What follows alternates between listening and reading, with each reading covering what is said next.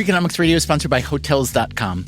Hotels.com gives you access to hundreds of thousands of hotels worldwide. And when you join for free, you can save up to 20% instantly with member prices. Plus, every stay earns rewards. So when you book one trip, you're already lowering the cost of the next one. Hotels.com is simple, rewarding, and designed to help you get more out of every stay. Sign up for free and book today. Hotels.com. It's all in the name. Freakonomics Radio is sponsored by Amica. You know what they say, if you want to go fast, go alone. If you want to go far, go together. So go with Amica and get coverage from a mutual insurer that's built for their customers, one that looks after what's important to you together. Auto, home, life, and more, coverage that fits your unique needs. Amica helps you protect what matters most. Visit amica.com and get a quote today.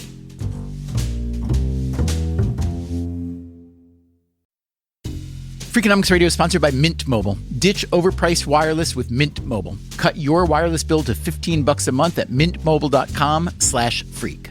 Upfront payment of $45 for 3 months, $90 for 6 months, or $180 for 12 months. Plan required, $15 per month equivalent. Taxes and fees extra, initial plan term only. Greater than 50 gigabytes may slow when network is busy, includes up to 20 gigabytes hotspot. Capable device required. Availability, speed, and coverage varies. See mintmobile.com.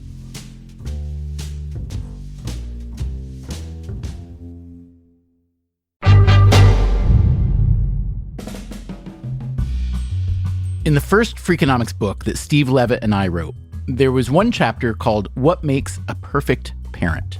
We put forward a collage of data suggesting that much of what modern parents do, or are encouraged to do, probably doesn't matter all that much. Especially when it comes to what you might call obsessive parenting, trying to maximize your child's potential with an abundance of culture cramming and extracurricular activities. There might be a strong correlation between obsessive parents and successful kids, but it's not necessarily a causal relationship. In other words, the kind of parent most likely to parent obsessively was also likely to have bestowed upon their kids some even more powerful tools. A high IQ, for instance, or a strong work ethic. A few years after that first Freakonomics book, right when I started this podcast, we did an episode called The Economist's Guide to Parenting. We interviewed a variety of economist parents to see how they approached the task. The results were predictably nerdy. From the very beginning of parenthood, we approached getting pregnant like any other project we've done, to preparing their kids for the real world. Matilda was leaving the house the other day at 17 months of age, and I said, Matilda, this is your first day of human capital accumulation. You can finish when you're 27. We also heard some hardcore self-reflection. I do sometimes think, what if my kids don't turn out well and then everyone blames me? And I would still say, well, the data just say it was going to happen anyway. At the end of that episode, we wondered aloud whether we should check in with those economists' kids 10 years later to see how they were doing. It was kind of a joke. I'd started the podcast on a lark. I certainly wasn't planning on doing it for 10 years, but joke's on me.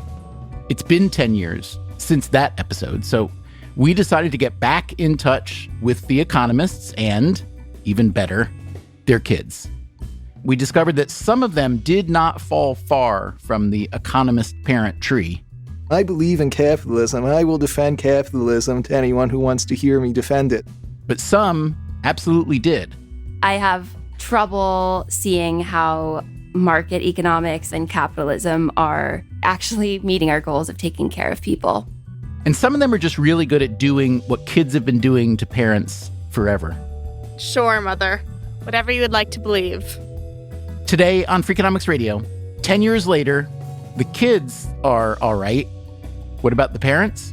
I truly do believe in evidence-based parenting, but, what are you maximizing?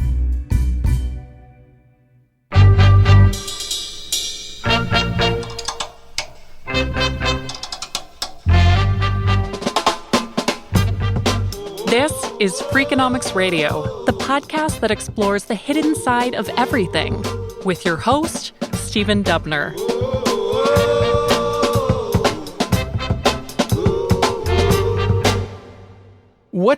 something that you know now as a parent that you wish you'd known at the beginning?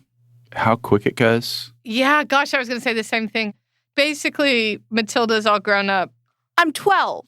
So do you still need parenting? No. Oh. All right. You see the conflict. I'm 12. I'm not grown up. I don't need parenting. Matilda, what I just heard your mother say is that you're all grown up, which means you don't need their permission to do anything. Yeah, obviously. But when I want help, they obviously have to give it to me. I'm at the sweet spot. A welfarist libertarian. Don't know what that means. Matilda Wolfers is the daughter of Justin Wolfers and Betsy Stevenson. Matilda also has an 8-year-old brother named Oliver. Both her parents are economics professors at the University of Michigan. Stevenson has also served on the Council of Economic Advisors in the White House and as chief economist at the Department of Labor. Of all the Economist parents we interviewed in our episode 10 years ago, Stevenson and Wolfers were among those most devoted to following the evidence. They'd read a lot of research in order to create what they saw as a menu of best parenting practices. As a result, Matilda was already taking music and preschool prep classes. She had been taught sign language before she could speak. She was also being raised completely sugar-free until her 3rd birthday. So, Stephen, I listened to that earlier episode and I was struck by how type A we sounded. I would like to think we're more relaxed and we see the joy in all of this. You know, the stakes are still pretty high. I love my kids. And you described us as being evidence-based. And, you know, parenting's complicated. You want to try and get it right. I can't think of anything better to rely on than evidence. So I think you can be evidence-based without being the full type A tiger mum or tiger dad. I should say, neither of you seem remotely joyless, so I don't think those are mutually exclusive. That's going on my headstone, not entirely joyless. I truly do believe in evidence-based parenting, but, you know, what are you maximizing? You know, the thing I want most for my kids is for them to live a joyful, happy life. The family lived in Washington when we visited them for that first episode. Here's Matilda, not even 2 years old, with Ellen, the family's nanny. Dada. You want to write, I love Mama? Dada. And Dada? You can write that. Dada.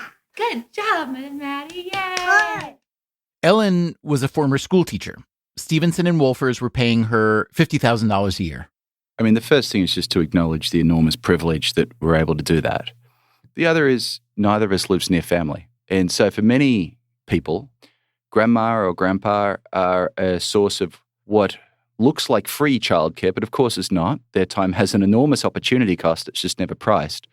Also, you pay people well because you want to treat them well and because you value them. And this was a really important job for us. It's not just childcare. Betsy was working in the government at the time, and that meant she didn't have a lot of time. And it also meant you had to pay above board. Well, it did mean we paid very legally. Well, ethically, I'd be above board either way. But what I wanted to make sure is that we were being fair to what we were asking someone else to do. And I wanted someone to do what I would do if I was going to cut back my career. So that meant I had to hire somebody with a lot of qualifications and a lot of dedication and a lot of commitment. And that means that you pay for that. Stephen, I remember after that episode aired, a colleague said to me, wow, you pay your nanny a lot. And I looked at my colleague who's a PhD economist who was married to a PhD economist, but she was staying at home looking after their kids.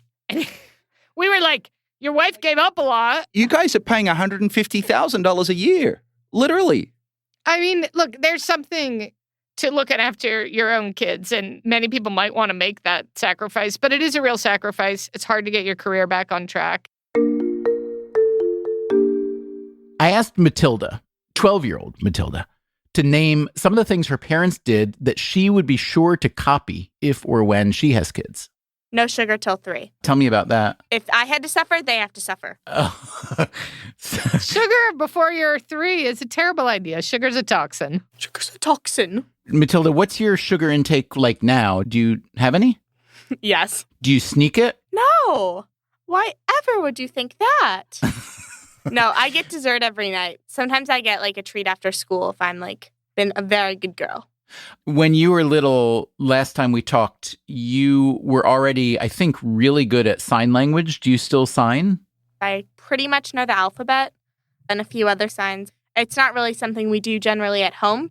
My motivation for sign language was that the research showed that it helped kids communicate earlier and helped them talk earlier.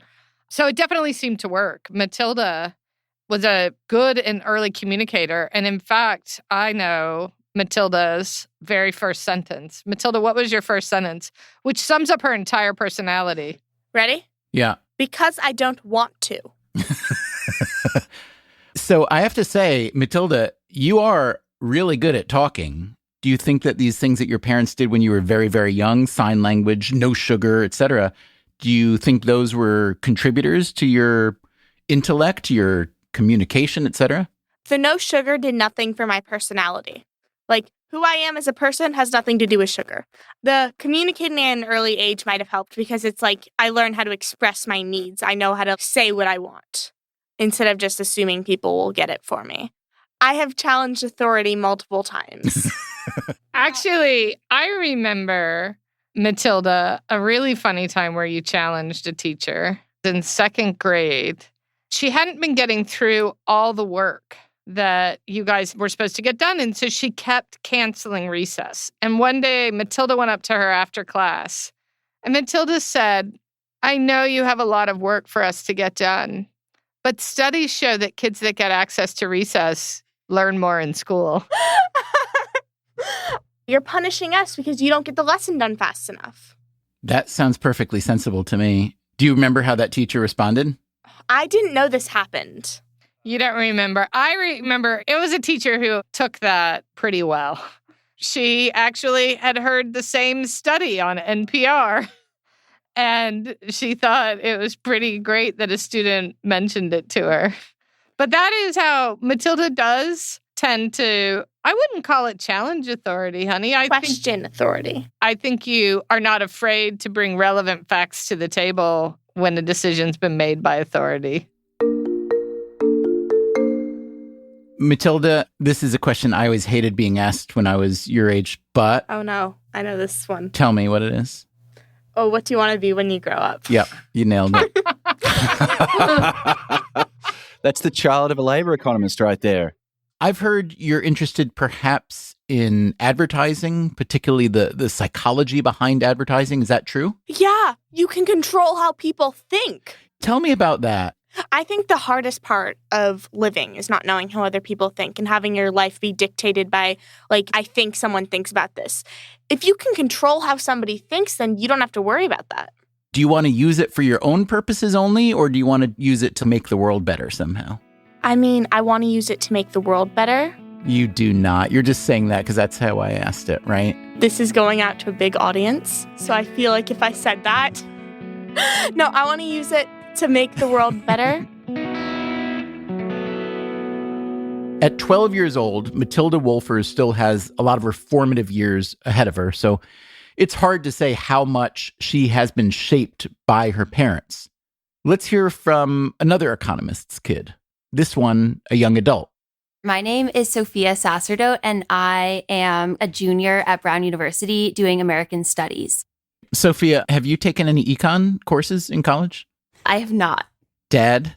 You know, a lot of my colleagues instituted a requirement somehow. I don't even know how you would do that. We didn't even want to go there. Bruce Sacerdote is an economics professor at Dartmouth. A lot of his research is focused on education, specifically the impact that family can have. His wife, Michelle, is a teacher at a Montessori school. They have two sons, 16-year-old Sam and 12-year-old Leo, and Sophia is 21. Sophia, if I asked you to describe your dad in a sentence or two, you would say what? I sometimes will withhold the fact that he's an economist because in certain circles I run in, that's going to raise some eyebrows. I'll usually start with, he's a professor. I often make a joke, like my parents teach at both ends of the educational spectrum. My mom teaching preschool, my dad teaching university. When you said both ends of the spectrum, I thought you were going to say your mom is the opposite of an economist somehow. I mean, I could go off on a politics of care and how I think my mom enacts that, while my dad looks at people in a very different way. What do you mean by that, in a very different way? I think economists, like in all fields, they have to be differently reductive. But I think a lot of economics, as I understand it, is reducing people to competitive players in a market. So reductive is not the worst critique I've ever heard of economists. Does it go beyond reducing people to data that makes you ambivalent about economics? Yes. All right, just pretend your dad's not here for a second. Bruce, it'll be okay, I promise. Yeah, I've probably heard it before. Basically, Sophia, I'm saying, give me your best shot. Like, what is it exactly? I don't mean about your father per se. I'm sure you love your father and you think he's a wonderful human. But what is it about being an economist or the field of economics that really doesn't sit well with you? I adore my dad. And I think a great deal of what he's taught me about how to think about the world and how to approach problems and really just how to treat people. When I take that to the logical extreme, that's how I come to form my politics. I have trouble seeing how market economics and how capitalism are actually meeting our goals of taking care of people. It's treating people not as people, but as workers and interchangeable bodies. It's not seeing people for the complexity that we are. And it's leaving some things up to chance and to a market that's like been rigged from the very beginning. But you also said that your worldview has been informed by what your father taught you. What do you mean by that? I think both my parents did a really great job of instilling in me and my brothers a sense of kindness towards others. I think we have a really strong, beautiful ethic of mutual aid in which, all of our money is shared and we make decisions pretty collectively. And when I think about a more beautiful world, I would want it to look a little bit more like our family and for people to have those similar networks of care. Sophia is planning to attend medical school, also at Brown, after graduating next year. People go to medical school for all sorts of reasons. In this case, you get the sense it is the continuation of a mission that's been underway for a while. As an undergrad, Sophia has been working at a clinic that provides medical care and housing services for people who were formerly incarcerated. How much of this mission comes from the family Sophia grew up in? In our episode 10 years ago, we talked to Bruce Sasterdoe about his research on twins and adoption. When he analyzed the data on Korean children who'd been adopted into American families, he found that parents didn't have that large an effect on their kids' educational outcomes. But you could imagine that parents have a powerful impact on their children's worldview. So I wanted to know if he saw Sophia's worldview as inconsistent with the economic worldview he's devoted his career to. No, not at all. I understand that there are market failures, and that's a lot of what we talk about. I think that it depends on how broad a definition of economics you take.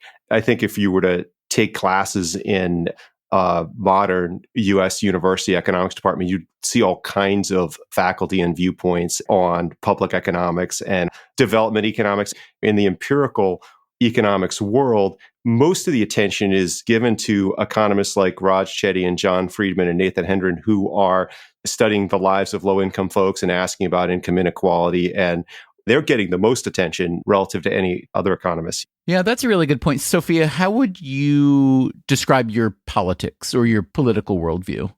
I would say it originates out of a place of wanting to make the world a better and safer and more caring place for people, especially people for whom that's least true right now in 2021, and to try to right some of the wrongs of history that have brought us to this point. And, frameworks that I have found helpful in trying to think that through come from Marx and from a lot of Black feminist scholars like Angela Davis, Audre Lorde.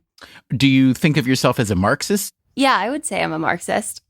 And how much of that was shaped by your father, even if not intentionally? I mean, I think college has given me a lot of time and space to read a lot, to meet a lot of different peers who have helped expose me to a lot of ideas. I also just think that living through the COVID-19 pandemic, which laid bare so many inequities that have always existed, and then also living through the murder of George Floyd and Breonna Taylor and seeing how these things all came together just really, provided all that my brain needed to rethink a lot of what I'd been taught. Bruce, you may not want to answer this question, but do you hope in your heart of hearts that Sophia, quote, grows out of Marxism, at least a little bit? No, I don't, because really what Michelle and I care about are their actions. Sophia uses the pronouns they and she. And so they're doing fantastic work, and that's what matters. And so, while I don't necessarily agree with the assumptions that lead to Marxist conclusions, that doesn't even matter that much, right? Outcomes matter more than stated positions on things. I think that Sophia outlined a lot of reasons why their generation feels that way and came to that conclusion. I am curious, do these political or worldview differences play out interestingly at the dinner table when you're home, Sophia? Definitely things get me pretty frustrated. But also I keep coming home and I keep calling my dad because he's been a really helpful and safe person to grow with, and I think grow alongside. Can you think of one thing that your dad did as a parent that you would really want to emulate as a parent yourself? I think my dad's done a great job walking alongside us as a parent and letting us lead at times. Some people might see them as really soft parents, but I actually think softness is really beautiful. And softness is something I think a lot about in my own work. I think softness is what gives way to a lot of, kindness, but also a lot of flexibility. I think that rigid systems are always going to fail larger scale. Systems are never going to work for everyone. And that softness and flexibility that my parents showed me in how they parented is a lot of how I want to be a physician, or if I don't go to medical school after all, and whatever role I have. For all Sophia's appreciation, for all the striving from both Sophia and Bruce to see the commonalities in their worldviews, you can't deny that Sophia Sacerdote doesn't exactly sound like the offspring of an academic economist. Coming up after the break, we hear from the offspring of another economist who has also pointed out that parenting isn't as influential as we think, except maybe in the case of his kids, who happen to be twins. Twin one. I'm very interested in becoming a professional economist. I think I would like to focus especially on economic history. And twin two. I also agree that I would enjoy being an economic historian. And we'll hear from Steve Levitt, who's expecting his 7th child. Surely he must have all the answers by now. If I could just get to 8. And don't forget to check out Levitt's podcast. It's called People I Mostly Admire. In one recent episode, he interviewed his 2 oldest daughters, Amanda and Lily. It is an amazing episode, and I encourage you to listen. It's episode 46 of the People I Mostly Admire podcast, which, like all shows in the Freakonomics Radio network, you can follow for free on any podcast app. We'll be right back.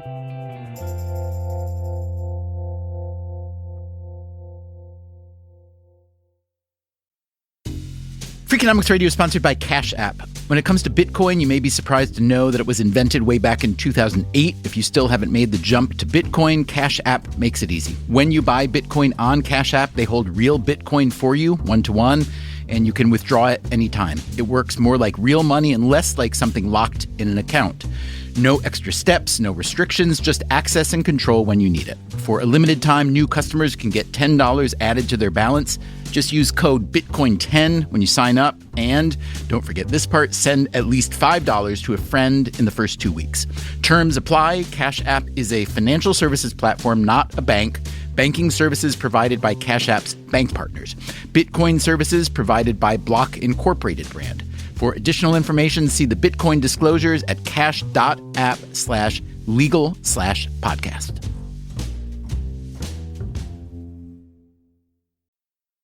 Freakonomics Radio is sponsored by Figure. Did you know that 40% of homeowners own their home outright? If that's you, don't let your equity sit idle. Tap it with a home equity line of credit.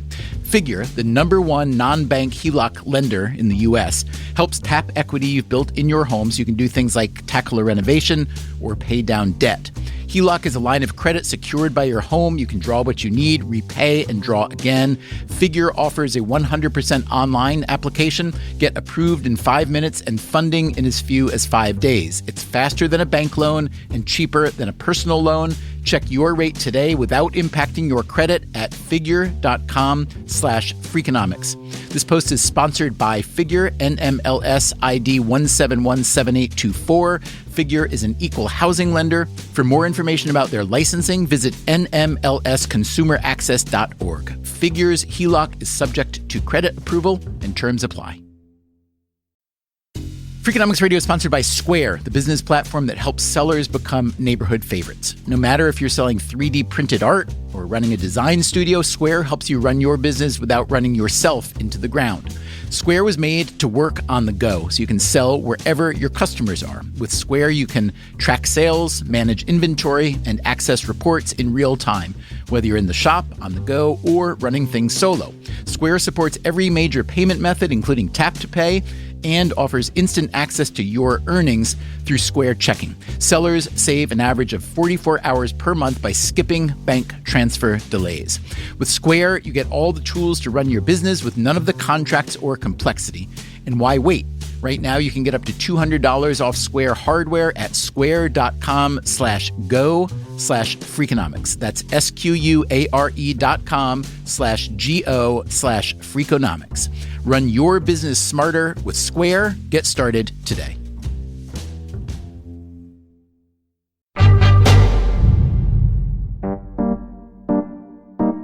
The next stop on our tour of Economist's children brings us to a pair of 18-year-old twins. Hello, I am Aidan Kaplan. I am the son of famous economist Brian Kaplan. I'm an undergraduate student at Vanderbilt. My first year, I'm planning on double majoring in economics and history with minors in math and Spanish. Okay, Tristan. Hello, I'm Tristan Kaplan. Everything that Aidan said could also be said about me. My majors are also economics and history, hopefully, with minors also in mathematics and Spanish.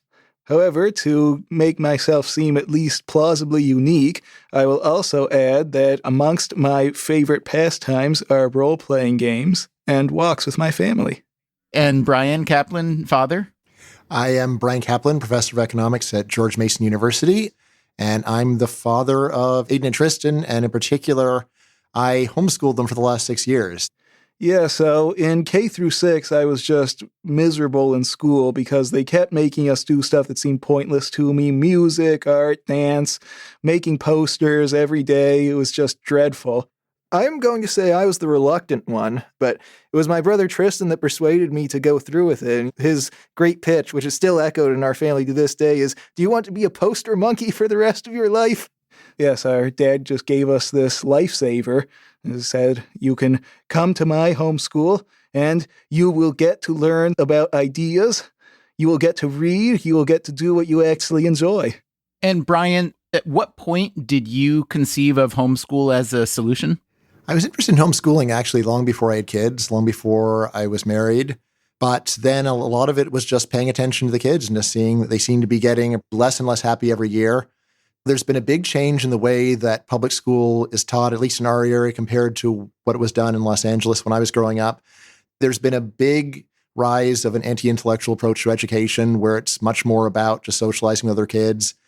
It's always been me that's taken the initiative on this. My wife has been supportive, but she's got a full-time job that requires constant attention to work. And as a professor, I can juggle a bunch of balls simultaneously. So that's why I'm the natural person to do this. And of course, I am technically an educator, actually. Brian, in our episode 10 years ago, you said, in all honesty, I do sometimes think, what if my kids don't turn out well and everyone blames me? Now, you weren't talking about homeschooling. You were just talking about your style of parenting. So I am curious whether that statement was to some degree a commitment device, whether you felt you needed to work as hard as you did at homeschooling because you planted your flag as being a different kind of parent? I wouldn't say I was really too nervous about anyone except my wife. I was concerned that she would say that if we didn't get a good score on a test at the end of the year, that it was a failure and they needed to go back to regular school. All that I did is just bring them to my office at George Mason University. I happened to be blessed with an extra large office. Don't tell anyone. I did spend a lot of time selecting textbooks and trying to find topics that I thought would be good for them, and also find out what interested them. There were some areas where I said, like, even if you don't really like it, we have to do it because your whole future depends on it, like math. And there were other areas where I said, hey, it seems like you like history. Let's try that. So, Brian, a few years ago, you wrote a book called The Case Against Education, Why the Education System is a Waste of Time and Money. Can you untangle for me what appears to be a slightly paradoxical maze in which you, a university professor at a public university, which is supported in large part by tax dollars, can make an argument totally against education and then use your university professor position, including bringing your kids into your office to homeschool them for the education that you also don't want them to participate in? Is that as paradoxical as it seems to me, or for you, is there more of an internal consistency than I'm seeing? I see great internal consistency, but it's totally sensible to wonder what it is. So the first thing is I see myself as a whistleblower. A lot of the reason why people took that book seriously is I could begin by saying, the system has been great to me. It's all worked out for me. And yet I don't think that it's a good use of taxpayer money. In terms of trying to help my sons out, well, here's the thing. They've known for a long time they're interested in being professors. So for that, there is no homeschooled path to becoming a professor. What I was able to do was to help them skip through the most meaningless, time-wasting parts of education while really doubling down or multiplying tenfold on the parts that actually count. In terms of taking advantage of my office, like, well, what's the point of not doing it? I've got office space. I've got kids that need education. Why not bring them to the office? And did your department ever say, hey, it's lovely that you're homeschooling your kids here, but you're really supposed to be here spending all day, every day, reading, doing research, and teaching? Did you ever get any pushback? I never got any pushback from anyone. Everyone was supportive. I think, honestly, people appreciate someone who's taking education seriously. And it's kind of fun. Little kids who want to learn economics are great mascots to have around in economics departments. Brian's wife, Karina, is a lawyer. They also have 2 younger children. As an economist, Kaplan is best known for his libertarian views. In addition to writing about the education system, he also wrote a book arguing in favor of open borders to boost the global economy, as well as a book called Selfish Reasons to Have More Kids. In that one, he argues that parenting should be fun and that parents are less influential than most people think. So, how influential has Brian Kaplan been to his 18-year-old sons? I asked Aidan and Tristan to describe their economic philosophies. Aidan first. Yeah, so I'm at Brian Kaplan's position. I believe in free trade. I believe in libertarianism. I believe in capitalism. I will defend capitalism to anyone who wants to hear me defend it. And Tristan. I'd say that I'm ultimately more of a minarchist. A minarchist being an advocate of minarchism, which is essentially libertarianism with minimal government. Basically, my position is let's get to minarchism and then see how we can proceed from there. Tristan, I'm curious, after being homeschooled for so many years, why did you want to go to college? Was it purely to get the credentials so that you could become a university professor? I'd say about 70% of it. So I really need the credential, not necessarily to become a university professor, of course. I also would need the Vanderbilt degree to get a pretty high-paying job, generally. Aidan, can I have your answer to that as well? I felt like I needed that credential to get any sort of job that I would want to do. I will say that the reason we went to Vanderbilt specifically is because they gave us a great scholarship. So for me, the financial concern was very overwhelming in comparison to other factors. What are some things that your parents did that you will not emulate as parents yourselves? Aidan? I think I'm ultimately going to pay more attention to what it is that my children want rather than, what I think they should do. I think our dad went along with that to a great extent, but I think I would do it even more so. Our mom certainly is more interested in what she thinks her kids should be doing than what it is they actually want to do. And do you attribute that difference to the fact that your dad is an economist? Definitely being an economist had a profound impact on our dad's thinking. Our dad is what he likes to call a selective nonconformist, which means that he looks at the whole range of things that he could do, the rules that would be easiest to break, the norms that would be easiest not to follow, and then he breaks those rules and those norms, and he goes along with the rest. And so I think I would do something very similar, but maybe err a little bit more on the side of just do what you want and don't worry about what society expects or cares about. A selective nonconformist. Someone who doesn't worry what society expects or cares about. That sounds like another economist I know. The economist I know best. My name is Stephen Levitt, and I am a professor at the University of Chicago. Levitt is my Freakonomics friend and co-author. He has always marched to the beat of his own weird drum. In my view, that's one reason he's always done such interesting and unusual research on topics that other scholars probably wouldn't even consider. Collusion among sumo wrestlers, discrimination among game show contestants, and let's not forget his groundbreaking research on the relationship between legalized abortion and crime. Levitt is also unusual, at least in 21st century America, in having a relatively large family. Amanda is my oldest daughter. She's 21.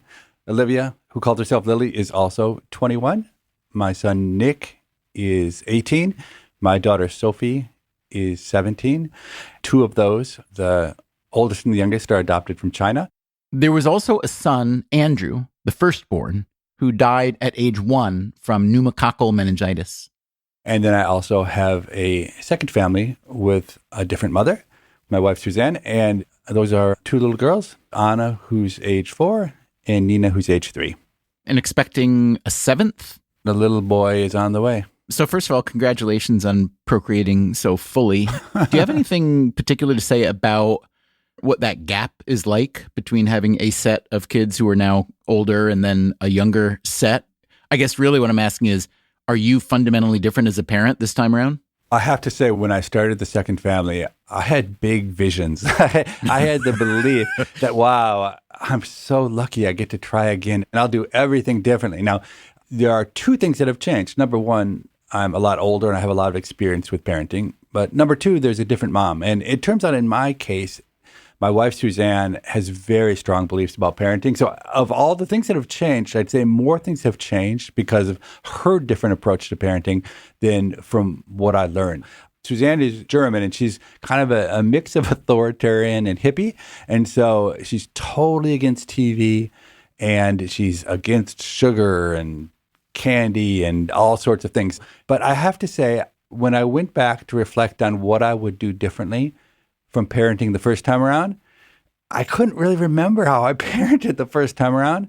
And it was all just a bit of a blur. And in the end, I think I've repeated many of the mistakes I did the first time around. What do you mean by mistakes?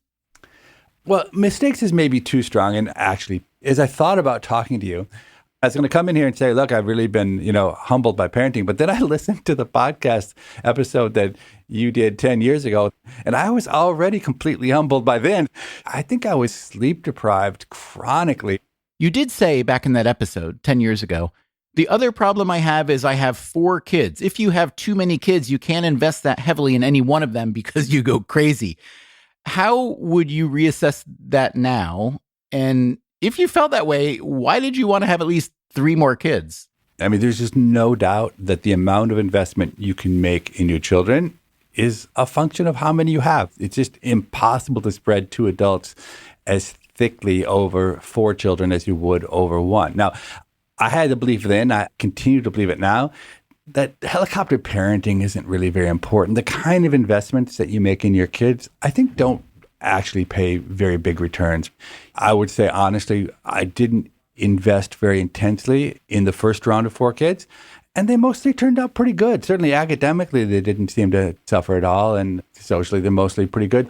Honestly, I was ready to stop, but Suzanne, my wife, calls the shots, and she really, really wanted a third one and a boy, and so we're going to make a go with 3. So Suzanne is also an economist, but you have told me that she doesn't really parent like an economist. What do you mean by that? I think she's a hippie first, she's German second, and she's an economist third. So there are elements of economics that float around in our household, but not intensely. So, for instance, listening back on the episode from 10 years ago with Justin Wolfers and Betsy Stevenson, it makes me laugh, just like what economists can do if you really treat children like economists. I mean, it's great. It's awesome. It's fun to hear that. But that's so far from our experience. I mean, I would say if you came to our house and you had to guess what our professions were, you might think that we were like fortune tellers and, I don't know, failed professional golfers. So at the risk of being presumptuous, I want to run what I see as Levitt, the parent theory, past you from the older set of kids to the younger set of kids. You are a university professor, went to Harvard, went to MIT, teach at Chicago. Those are levels of accomplishment and credentialism that are intense. And my sense is that even though you didn't feel that being a helicopter parent or over-investing, especially in culture cramming and different kinds of obsessive parenting, were the right way to parent, you admire accomplishment. And it would naturally follow to me that you would admire accomplishment in your children. I see now, not that accomplishment has gotten less important, but you embrace more, and this is where I'm being presumptuous, just unconditional love as a human and as a parent. And I'm curious whether that presumption is correct. It's certainly true that I've moved in the direction of unconditional love, both towards the world, but especially towards these kids. One guiding principle is I just want these kids, the young ones, to feel loved in almost whatever they do. But, honestly, I don't think it was so different with the older ones. I would say of all my children, the one who you might say in traditional terms has been least successful maybe would be Amanda, the oldest, because even though she was a straight A student, she decided not to go to college. And I thought that was a bad idea. I tried to talk her into going into college, but she's headstrong. And I will say, watching her over the last 3 years, I can't say anything but it was the right choice for her. She has worked harder writing her own book and being an entrepreneur and marketing that book, and done it with a joy and a kindness to others that, like, how could I be anything but incredibly proud of what she's doing? Does a part of you hurt a little bit that Amanda rejected literally your profession, but also your belief in the power of education? Oh, God, you know me better than that. Not in the slightest. I mean, I teach at a university, but I don't hold any illusions that everybody needs to go to university and teach at a university. I mean, some people get caught up in wanting the world to look like them, but that's not my particular problem. On a recent episode of his podcast, People I Mostly Admire, Levitt had a conversation with Amanda and Lily, his other oldest daughter. Here's a clip of Lily talking to her dad. She is a student at Vassar College, majoring in psychology and minoring in economics.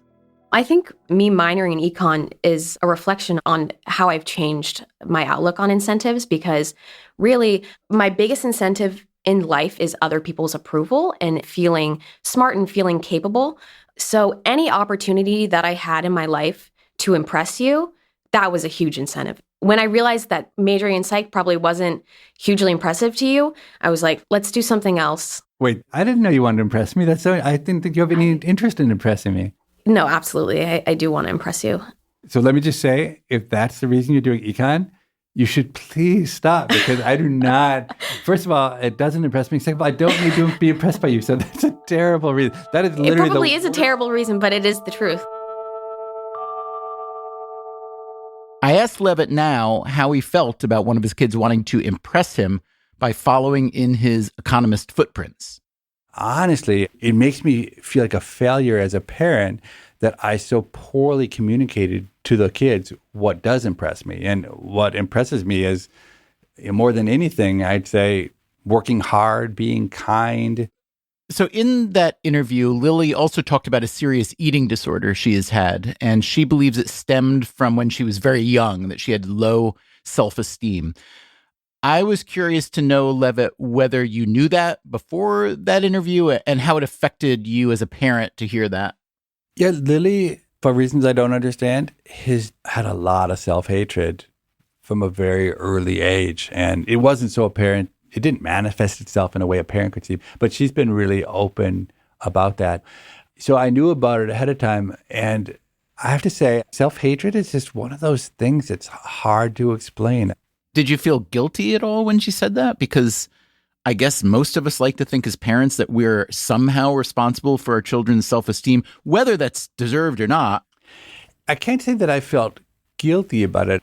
I'm deeply saddened by it, but I do feel, like maybe this is just making excuses after the fact, but I do feel like there wasn't a lot that could have been controlled. Do I have any idea where that self-hatred comes from? No, I don't understand where it comes from. I think it's just one of those complexities of the human psyche. What's something you know now as a parent, Levitt, that you wish you knew a decade or 2 decades ago? When my son Andrew died, that really shaped my parenting. With Andrew, I was much more confident as a parent that I could control things and that I was important. And then when he died, one of the lessons I took away from it was that I couldn't control it. I couldn't even keep him alive. And I really was just forced to accept that I wasn't that important. I wasn't living their life. I couldn't keep them safe. The universe is what it is, and I just had to offer them up to the universe and do the best I could to guide them along the way. And I think that in some sense has been so central to what I do.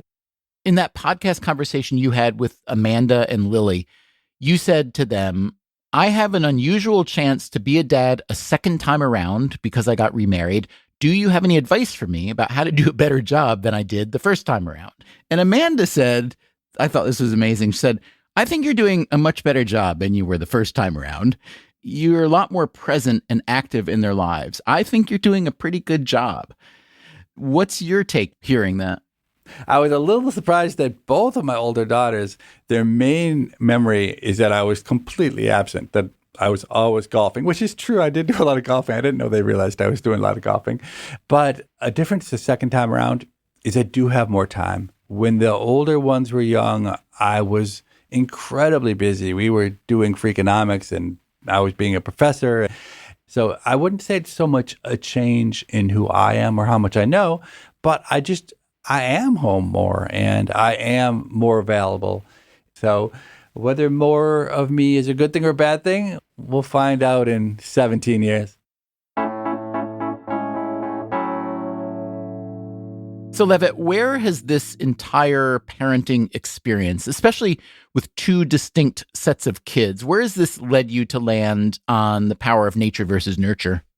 The first set of kids, I would say individual differences were large across those 4, but I wouldn't necessarily be able to point directly to a particular genetic component. I wouldn't say that my 2 biological children are radically more like each other than the 2 adopted ones. Lily was an extremely hard worker, and so were the 2 adopted ones. Nick wasn't a hard worker. But obviously there are many dimensions, and there are only 4 kids, so it's easy to find some things where the 2 biological ones are similar. In the end, I didn't really take that much away. My sample size of 4 wasn't nearly big enough. So is that why you're having more kids now? Yeah, I got to get my sample size up. If I could just get to 8. This is a big question for any parent, whether you've got a PhD in economics or not. How powerful are the hereditary forces of nature versus the many factors that constitute nurture? And how do nature and nurture blend in a given person? It's plainly not a simple thing to sort out. Just think about schooling. The older a kid gets, the more time they spend outside the home with their peers. There's some evidence that peer influence can be very powerful. That said, parents are the ones who choose the school their kids will attend, and to a lesser degree, what kind of peers their kids will spend time with. So if you had to summarize the nature versus nurture research from an economist's perspective, the main punchline of this work is, yes, that nurture is greatly overrated. That, again, is Brian Kaplan of George Mason University. Now, there's a few different ways that you can interpret those results. One of them is just to say that parenting just cannot matter. But that's not really what the data say. What the data say is that it doesn't matter much. It doesn't say what can or can't happen. So one possibility is maybe what you really need to do to make a big difference in your kids' lives is just to multiply your effort manyfold. Kaplan, remember, homeschooled his twin sons, Aiden and Tristan. If I had just given them 10 minutes of economics a week, then yeah, probably there'd be barely any visible difference. Instead, if I give them 10 hours a week, then you do start to see that there is a big payoff. I asked Justin Wolfers, father of Matilda, for his take on the power of nature versus nurture. Who cares? You do the best you got with what you got. So if it's 80% nature, it still leaves me with 20%. If it's 20% nature, it leaves me with 80%. And either way, I want to get that part of the puzzle right. I know that in that old episode, I asked how confident you were that all these choices you were making, a certain kind of really wonderful nanny, organic food and no sugar, teaching Matilda sign language. I asked how confident are you that all your investments are worthwhile? And you said not at all confident. So has that confidence fallen even further, or do you think risen now that you've seen some of the results in 12-year-old Matilda? We adore 12-year-old Matilda. I know. So we could pat ourselves on the back, or we could have just been lucky, or we could be genetically programmed to adore our offspring. All of those seem pretty likely to me. It is humbling. And I think, honestly, it makes one a better economist as well. We economists are known for having egos, and having them cut down to size over the dinner table each night is probably very good for our souls. Okay. Matilda, what would you say is the very best thing about your parents? Well, if I want something, they let me argue my case for it. Give me an example. Like, I wanted a TikTok account, so I had to make my case why that would be a safe thing and what I would do to, like, put the protocols and why it was a necessity for daily life. I can't disagree with you. It plainly is a necessity for daily life. It is. What was your argument? Because I was bored and I had nothing to do. And would you rather have me watching TikTok or making TikToks? Which is more creative? Which is a better use of my time? Because I'm going to do one or the other. You made a better argument than that. Matilda told me she was only interested in one niche of TikTok. What was that, Matilda?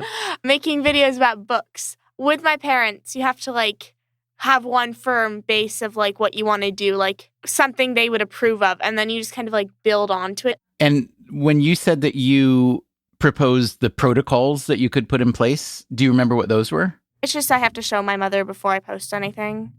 Matilda knew that I was concerned about things like, would she say something in social media she would later come to regret? And, internet privacy. Like, how much of herself is she revealing to the world? And then, I have concerns about how peers are relating to each other through social media. Matilda, what do you think of those concerns? I mean, I'm an old person, but they sound pretty legit to me. Yeah, they're legit. Mother used less fancy language when telling them to me. Matilda, are you fun to live with, would you say? Oh, yes. I'm an absolute joy.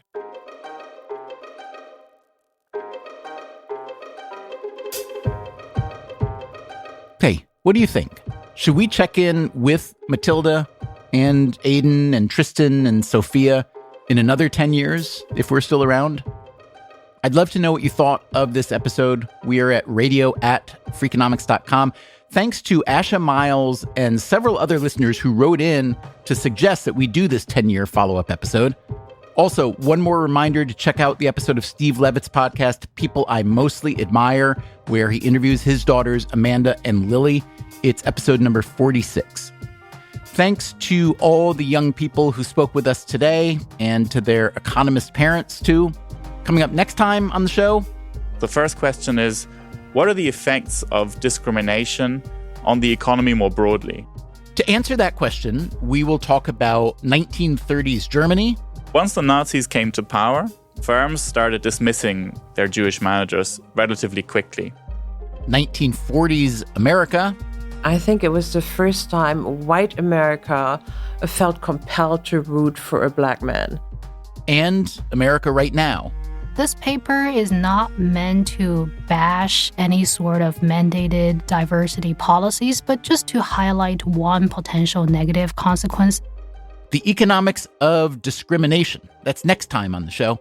Until then, take care of yourself, and if you can, someone else too. Freakonomics Radio is produced by Stitcher and Renbud Radio, and is part of the Freakonomics Radio Network, which also includes No Stupid Questions, Freakonomics MD, and People I Mostly Admire. This episode was produced by Mary DeDuke. Our staff also includes Allison Craiglow, Greg Rippin, Joel Meyer, Trisha Bobita, Zach Lipinski, Ryan Kelly, Emma Terrell, Lyric Bowditch, Jasmine Klinger, Eleanor Osborne, and Jacob Clementi. Our theme song is Mr. Fortune by the Hitchhikers. All the other music was composed by Luis Guerra. You can get the entire archive of Freakonomics Radio or any of our shows on any podcast app. If you want to read a transcript or the show notes, you can find that at freakonomics.com. Thanks for listening. Well, that's a thing I think I did get from you. You and Mom are both so literal, and I don't get sarcasm thanks to the two of you. Too literal, yeah. Working on my sarcasm, Stephen. By the second decade of the parenting episode, I'm going to have sarcasm down.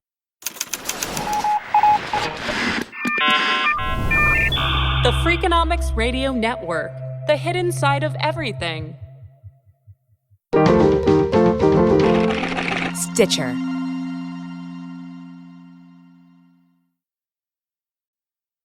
Freakonomics Radio is sponsored by Ozempic. Innovation happens through rethinking what's possible, and when it comes to GLP-1s, Ozempic pill does just that.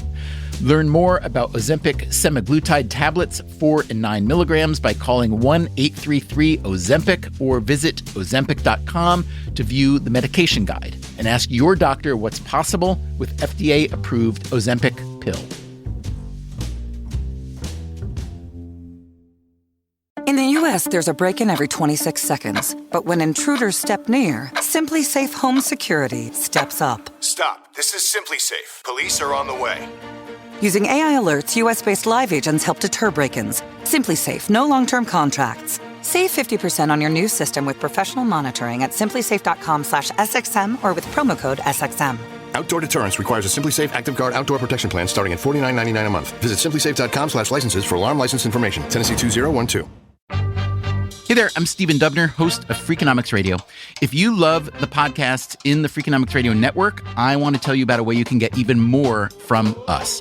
To hear our shows without ads and get exclusive access to Freakonomics Radio bonus episodes, please subscribe to SiriusXM Podcasts Plus on Apple Podcasts or sign up at SiriusXM.com/podcasts plus. Start a free trial today.